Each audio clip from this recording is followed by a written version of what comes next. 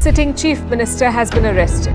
Arvind Kejriwal to judicial custody till the 15th of April. Breaking news coming in, no relief for Delhi Chief Minister Arvind Kejriwal from the Delhi High Court.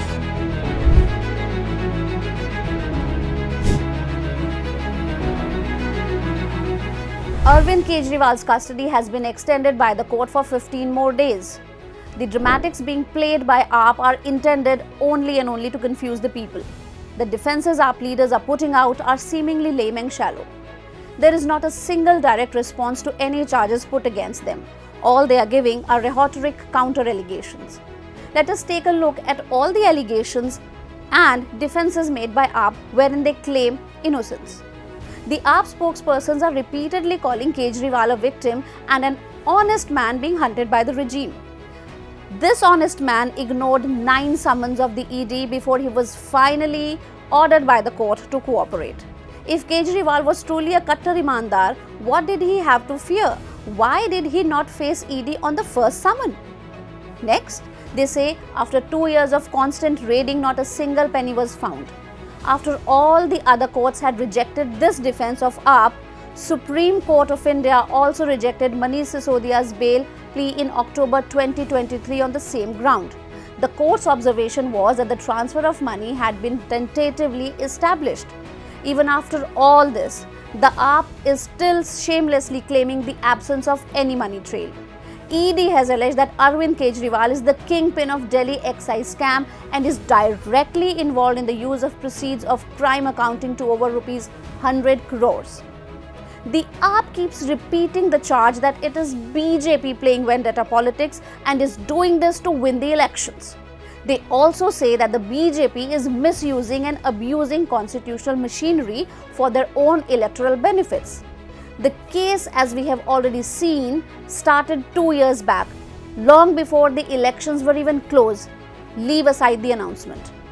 Evidently, Kejriwal has been evading ED summons for months to play victim near the elections. Also, it is not on the BJP's order that Kejriwal and other AAP leaders are in jail. It is due procedure of law that has put them behind bars. The very constitution which they claim is in danger has put them there. Moreover, AAP leaders claim that they are elected by the people of Delhi.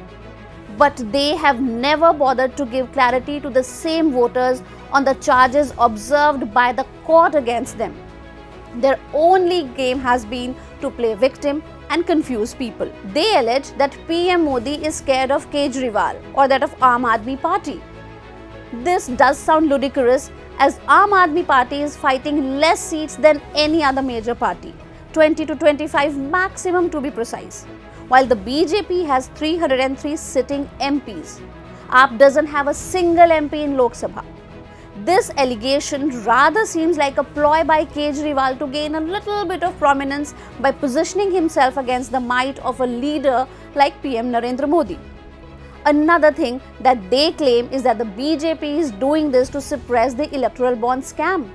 Seriously? These are two different issues and have no relation to each other. This one sounds more like a distraction and a hogwash. BJP has already made its position clear on the matter multiple times. More than the BJP, it seems that the AAP is distracting with the electoral bond issue.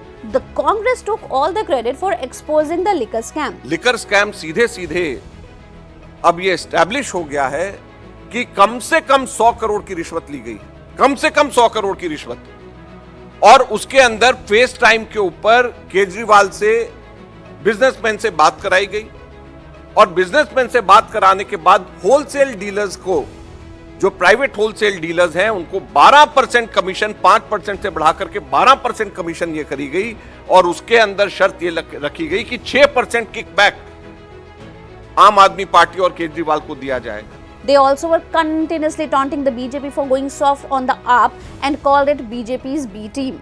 They staged massive protest and also claimed that a similar scam was going on in Punjab.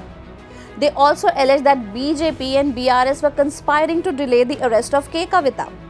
And now, the Congress has suddenly made a backflip. It is instead calling out the BJP's dictatorial and singing song in the praises of Kejriwal. Should the Congress not come out and condemn the arrest of Kejriwal and K. Kavita openly if they believe so? Why are they not doing that? Just to add a little interesting bit here, it was Congress which defended Kejriwal in the courts. They also advised him to approach the High Court when it was not even needed. It seems that the Congress has exacted revenge from the AAP for all the slander that AAP engaged in against them and the way they were unseated from power. But how have the people of Delhi responded to Kejriwal's scam? AAP ran a campaign called Kejriwal Ko Ashirwad. People were asked to send all well-wishing messages for the AAP chief. But the response was unexpectedly brutal as people came out in droves and called out AAP's gimmickry. AAP had to then withdraw these WhatsApp numbers. The AAP chief, even after being arrested, has not resigned from the post of the CM. He is shamelessly clinging to the chair even when he is in jail. Earlier they used to preach first resignation and then investigation. Now their mantra sounds more like forget resignation, no cooperation. Today their leaders are running an extortion racket from jail. Recently, court has ordered a CBI inquiry in an extortion racket being run by former AAP Minister Satyendra Jain from Tihar jail in cohorts with some jail officials. This much for being an imandar inside the jail. It seems that the confidence and the desperation to run Delhi from jail is born out of the same greed. They say that ED and CBI are being misused. But AAP itself pressurizes the same institutions to arrest their opponents. AAP was demanding arrest of Bhupesh Baghel and was upholding arrest of Sukhpal Singh Khera as justified. But when ED turns to AAP for their scam, they start playing the victim. Well, after looking at all this, it is quite clear how AAP has come a long way from preaching imandari and is now mired in corruption. Their repeated U-turns on all the principle begs to question whether ever they had those principles in the first place. In fact, these events have made it clear that the AAP never really stood for the principles they pretended to preach. They look more like a Congress without a history, who is out there to repeat the same practices of confusing and duping people and satisfy their own greed for power.